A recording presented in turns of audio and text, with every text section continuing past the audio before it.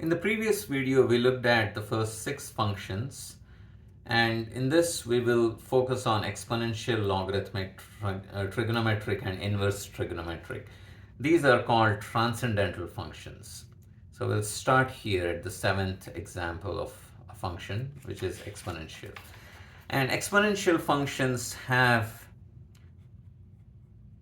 a constant base, so say a, and then the variable is in this exponent position. And the base, we assume that it is greater than 0, and we don't want the base to be 1 because then 1 to the power anything is just 1 and it's not that interesting. So in particular, let's say I have the base equal to 2. So what does that function look like? Well, if I were to graph that on my xy coordinate plane, then when x is 0, 2 to the 0 is 1, which means I'm going to have, so this is our x and y axis. When x is 0, y is equal to 1, and when x is 1, this is equal to 2. And the graph is going to go higher and higher, and it actually is going to be steep. Now what happens when I have negative values? If I take x to be -1, 2 to the -1 is equal to, so let me write it down here, 2 to the -1 is 1 over 2 to the +1, which is half. Which means if I plug negative numbers, then what I'm going to get is numbers that are less than 1, but still positive. So regardless of what exponent I have, the answer is always going to be positive. So what's going to happen is the numbers get smaller and smaller, and it stays close to the x-axis, but it never meets the x-axis. So this is 2 to the x. Now what happens if I increase the base? Now say I want to deal with f of x equals 3 to the x. So if f of x is equal to 3 to the x, if the base is increased to 3, then again, when you plug 0, you get 1, which means it still passes through that. And if you plug x equal to 1, 3 to the 1 is 3. So that means the graph is going to pass through this point now. And if you plug -1, it's going to become 1/3, which means it's going to go below that. So if I try to graph it, then it's going to be steeper than 2 to the x after this point, 0, and it's going to go flatter on this side.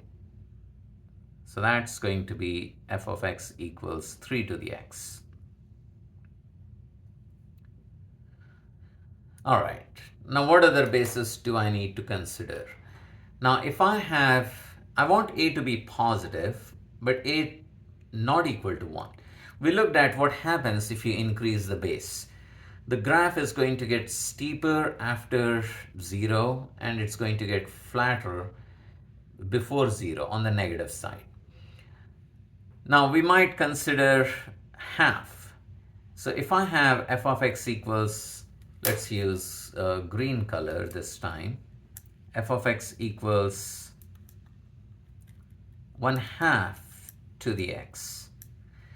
Then this also passes through this point because 1/2 to the power 0 is also 1. So 0, 1 is the y-intercept for all of these exponential functions. And what happens if you increase the exponent to 1? So when x is 1, you're going to get 1/2.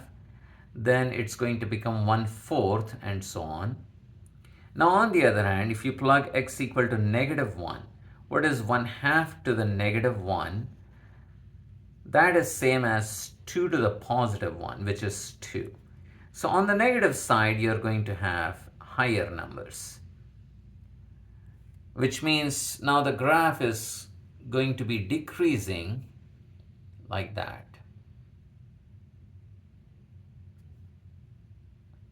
So this is the graph of 1/2 to the x. Now the one base that is very popular and going to be coming up a lot is the base e. And e is an irrational number about 2.71 or 718, so you can say 2.72, something like that. So if the base is more than 2 and little less than 3, that means your graph is going to stay between 2 to the x and 3 to the x. So it's going to be steeper than the old one. So let's use a different color.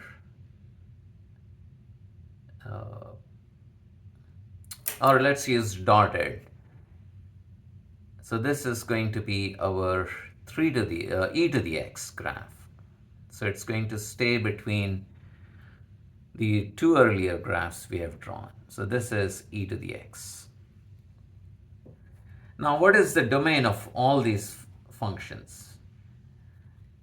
Domain is, you can plug any number you want and you'll get an answer.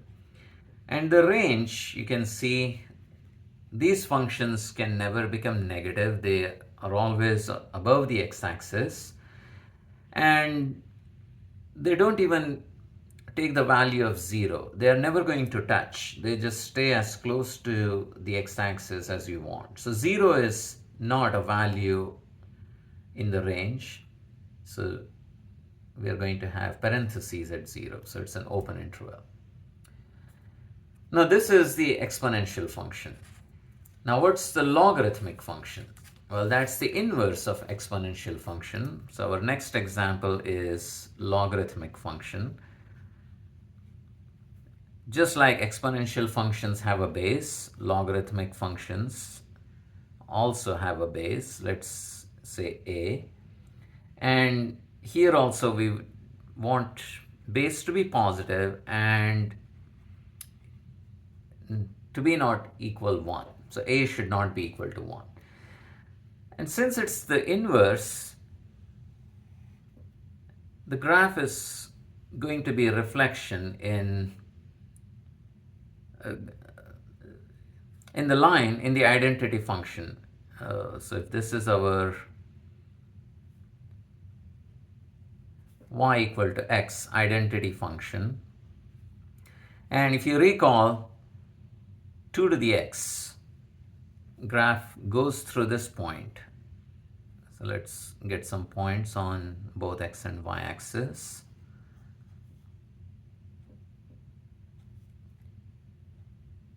It went like that.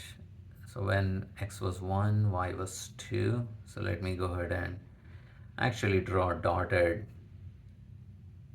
line for 2 to the x. So this was the graph of 2 to the x.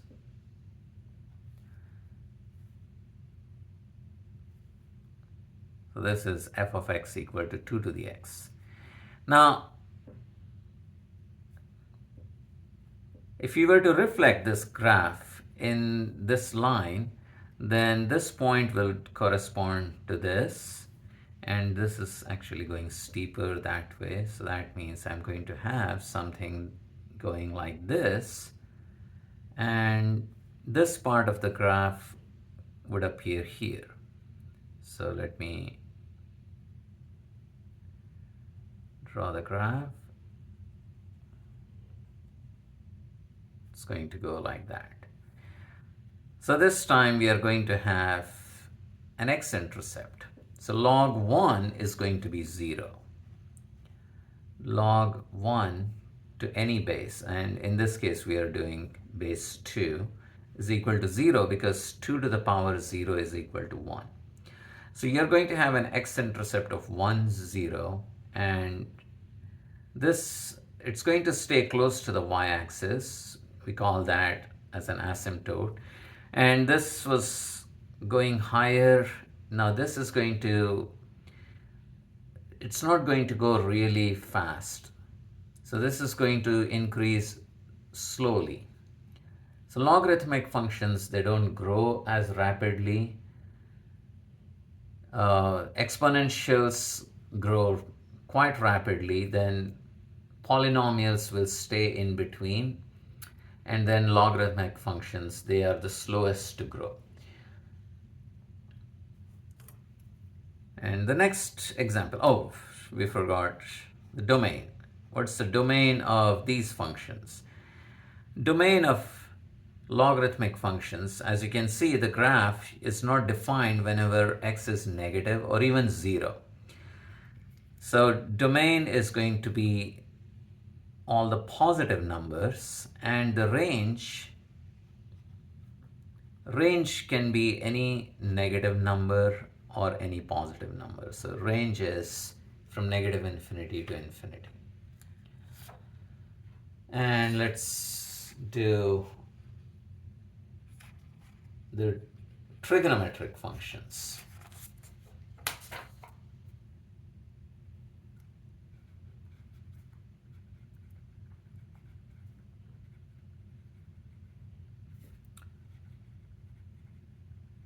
Now here we have a lot of examples, but let's just focus on maybe sine x first, sine of x.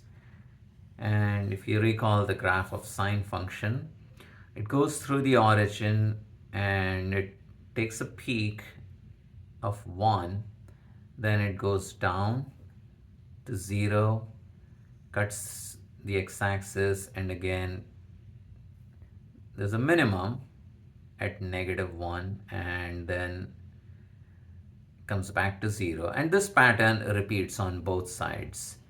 So it's a periodic function. So you're going to see that pattern repeating on both sides. So what's important is to see that it stays between -1 and +1. And this was pi over 2, pi, 3 pi over 2, and 2 pi. So if you want to write the domain, it can take any value from negative infinity to infinity, and the range is, the y values are -1 to 1, including both of those. And what about cosine x?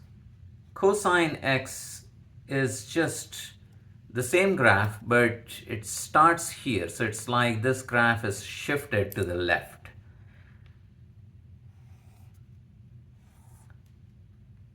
So again, if I were to take my points, pi over 2, pi, 3 pi over 2, and 2 pi. And let me also go on the left side, -pi over 2, -pi. So this time the graph starts up here at 1. This is 1. And then it goes to 0. And then it takes minimum of -1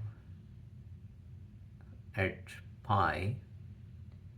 And then it comes back up to 3 pi over 2. And again at 2 pi, it's going to become 1. So this value is -1. And you can see domain and range are the same as that for sine function.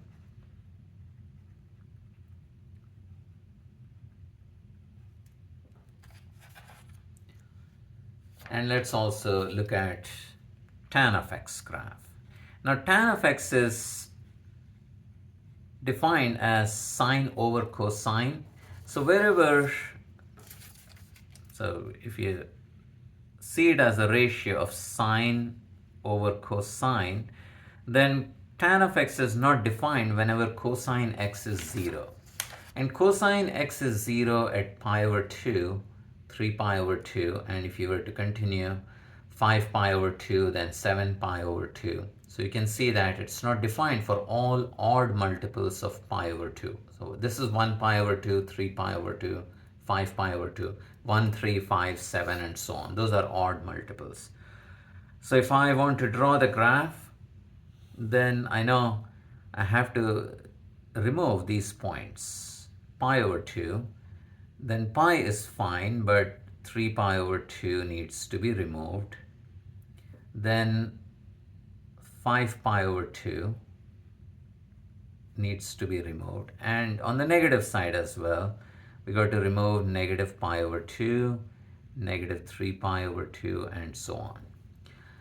So these points are not in the domain of tan function, which means you're not going to have a graph for those points. So in between those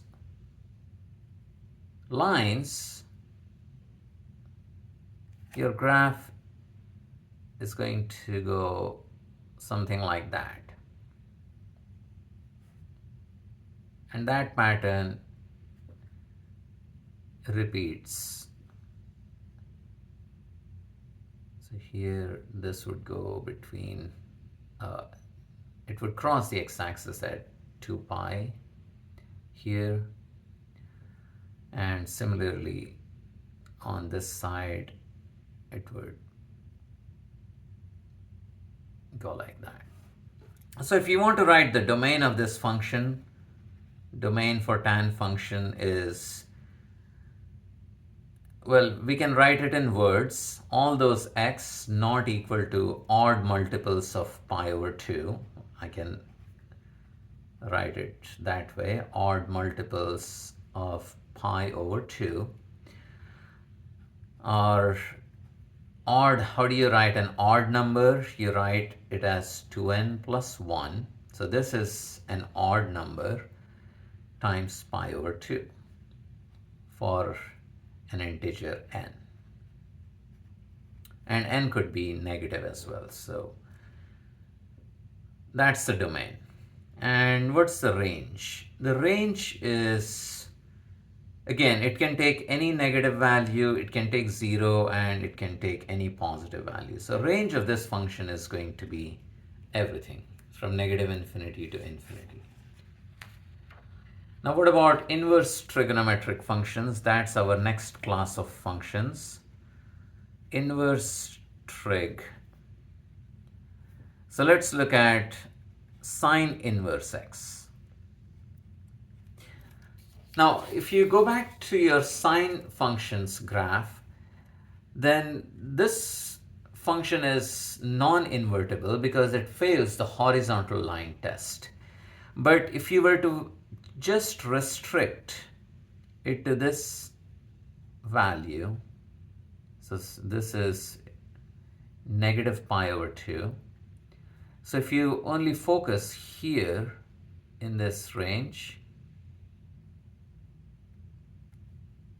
so if you take only negative pi over 2 to pi over 2, then if you define this as your modified sine function, then it becomes invertible. And the inverse of this function is what we call sine inverse. So how does sine inverse x graph look like then? Well,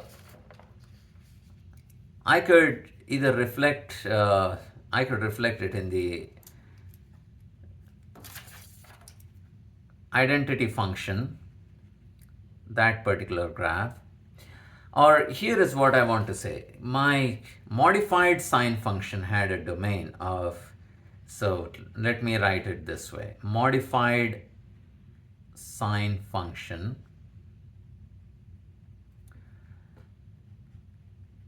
for that, the domain is from negative pi over 2 to positive pi over 2, including both of those values. So it's closed interval, and I want to have the full range. So that's why I went from here to there, and I just didn't take some piece like this one because that would not cover the whole range.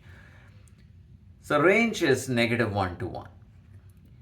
Now this function is invertible. This function is invertible, and when I take the inverse, then the domain and range switch. So for sine inverse function, then the domain would be the same as the range of the original, of the modified sine function, which is -1 to 1. And the range is the domain of the sine function, -π/2 to +π/2. Similarly, I can talk about cosine inverse of x. So when you look at the graph of cosine, it was this. Again, it's not invertible because it fails the horizontal line test. But if you restrict it to just this region, your modified domain is only going from 0 to pi, and the range is still -1 to 1. So for cosine inverse, then the domain would be the range of the modified cosine, which was full range from -1 to 1. And the range would be the modified domain, which is 0 to pi, including those two values. And let's also look at tan inverse functions, domain and range. So for tan inverse, let's write down f of x equals tan inverse of x. We want to look at the definition or the graph of tan x. Now, if you restrict it to this interval between -π/2 to +π/2, that's what you see. It would be just this branch. And this is invertible because it passes the horizontal line test. So what's the modified domain? It goes from -π/2 to +π/2, and it has the full range from -∞ to infinity. So domain of tan inverse is the range of the modified tan function, which was -∞ to infinity, and its range is the domain of the modified tan function, which went from -π/2 to +π/2. All right, with this, we looked at some important functions that show up in calculus over and over again. And all of this is a review from pre-calculus that you already